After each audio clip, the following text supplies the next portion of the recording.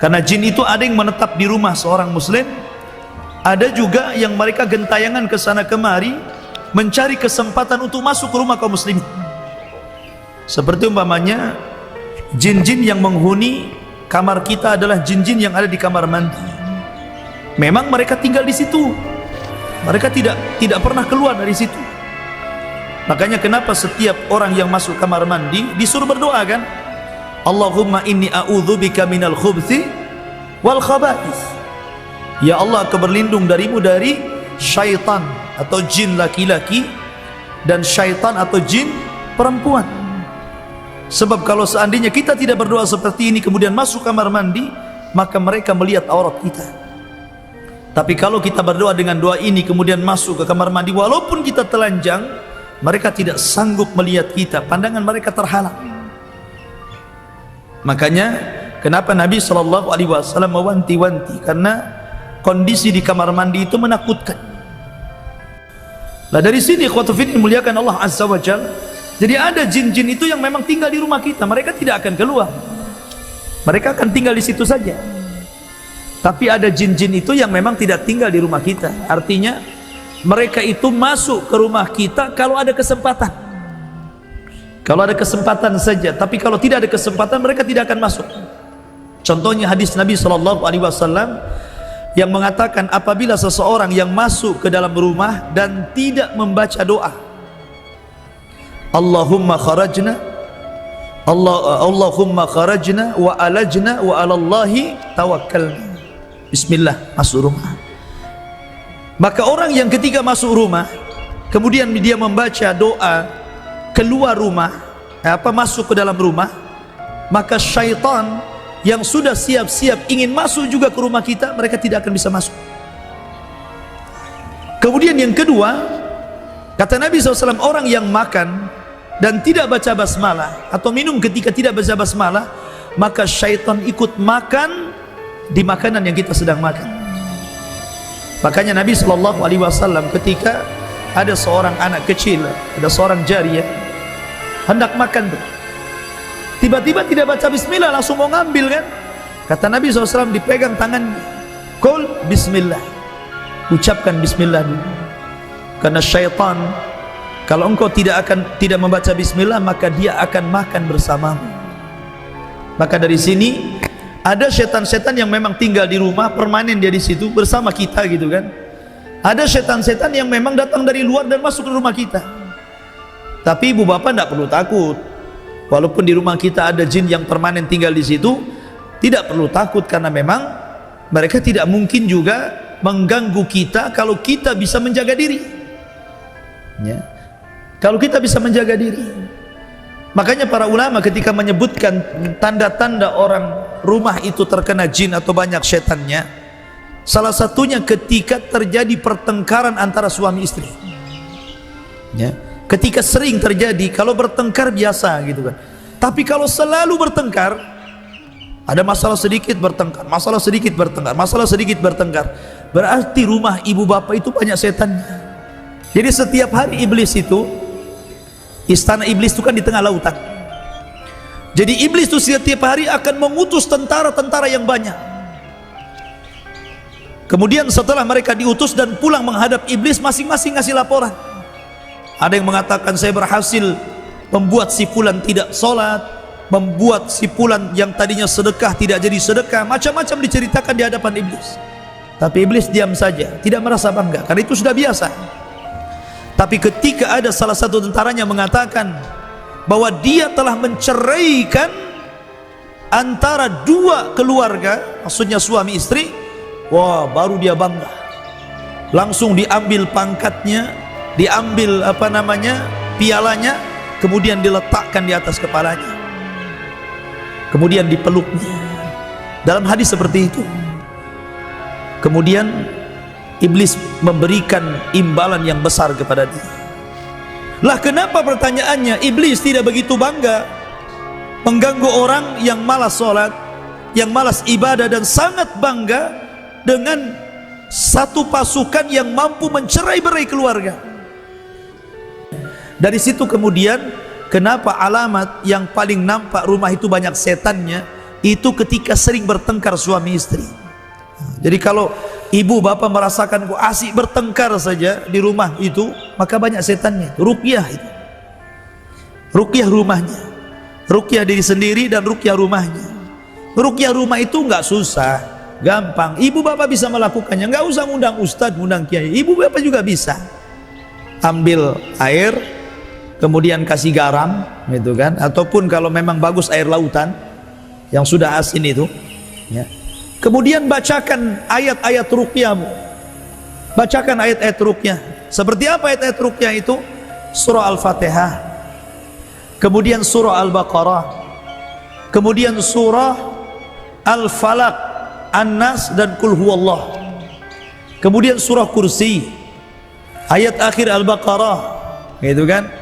Atau ayat-ayat yang berkenaan dengan kisah tukang sihir Nabi Musa, tukang sihir Fir'aun ketika berduel dengan Nabi Musa, seperti dalam surah Yunus atau Toha umpamanya kan. Dibacakan saja. Setiap dibaca ditiup airnya, setiap dibaca ditiup airnya. Sudah, itu jadi air ruqyah itu, ya. Tinggal kalau seandainya kita takut nih, ibu bapak main di rumah nih, di ruangan mana, kalau lewat sini kok semua orang takut, bukan saya saja, istri saya, anak-anak kok takut kalau lewat sini ya. Nah, tinggal disemprot aja, selesai. Dan itu selalu seperti itu. Dan cara seperti ini difatwakan oleh Syekh bin Baz dan juga para ulama yang lainnya, membolehkan meruqyah rumah dengan media air dan garam itu, ya. Dan ini fatwa para ulama seperti itu. Ataupun dengan membaca Al-Baqarah setiap 3 hari sekali. Jadi kalau masih bertengkar ini banyak setannya di rumah, baca surah Al-Baqarah sempurna setiap 3 hari sekali. Kata Nabi SAW, man qara'a surat al-Baqarati yunfaru anhu minhu syaitan. Siapa yang membaca surah Al-Baqarah, maka setan-setan akan lari, setan-setan akan keluar dari rumah kita. Ada dalam riwayat, walaupun sebagian ulama melemahkannya, mereka akan lari dari rumah kita itu selama 3 hari. Jadi selama 3 hari mereka tidak akan balik, mereka akan tetap di luar. Baru setelah kemudian 3 hari kita baca lagi, setelah 3 hari kita baca lagi, ya, supaya mendapatkan rumah tangga yang sakinah, mawaddah dan rahmah. Karena pertengkaran itu salah satu penyulutnya dari syaitan, salah satu penyulutnya. Ya memang tidak mesti dari syaitan, ya, tetapi kebanyakan pertengkaran rumah tangga itu dari syaitan. Makanya banyak-banyak isti'adzah, banyak-banyak berzikir, khususnya ibu-ibu ya, yang memang ibadahnya memang difokuskan di rumah. Kalau laki-laki itu kan di masjid, tapi kalau ibu-ibu itu kan difokuskan di rumah. Sholat wajib lebih baik di rumah dibandingkan di masjid, sholat sunnah lebih baik di rumah dibandingkan di masjid, baca Quran, zikir. Makanya Rasul mengatakan, jangan jadikan rumah-rumah kalian seperti kuburan. Artinya sepi kuburan itu. Jangan, rumah kita jangan seperti kuburan. Bacakan Quran, bacakan zikir. Kalau capek baca Quran kan sekarang sudah ada murotal, tinggal disetel kenceng-kenceng kan gitu, supaya syaitan itu lari. Nah ini diantara, dan jin itu perlu Bapak Ibu ketahui, tidak semua jin itu jahat. Ada jin yang beriman, ada juga jin yang kafir. Ada jin yang fasik, ada juga jin yang musyrik, gitu kan. Karena Allah yang mengatakan, wa inna minna salihuna wa minna duna dzalik kunna tara'iqa qidada. Di antara kami, kata jin, ada orang-orang saleh, ada orang yang ahli salat, ada orang yang ahli puasa, ada orang yang ahli qiyam lail, ada orang yang ahli sedekah. Tapi ada juga yang tidak seperti itu. Maksudnya malas salat, malas puasa, malas zakat, malas zikir, malas baca Quran, gitu kan. Kunna tara'iqa qidada. Kita ini berjenjang-jenjang, sama dengan manusia kan. Ada yang ahli salat, ada yang ahli puasa, ada yang ahli sedekah, ada juga yang malas salat, bahkan tidak salat. Ada juga yang malas puasa, bahkan sengaja berbuka di bulan Ramadan. Jadi kehidupan jin itu kurang lebih dalam beragama dengan kehidupan manusia, ya.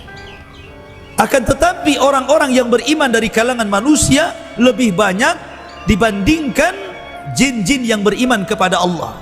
Jadi secara mayoritas mereka lebih banyak kufur, tapi manusia lebih banyak beriman karena tabiatnya seperti itu. Jadi mereka itu juga ada yang suka taklim.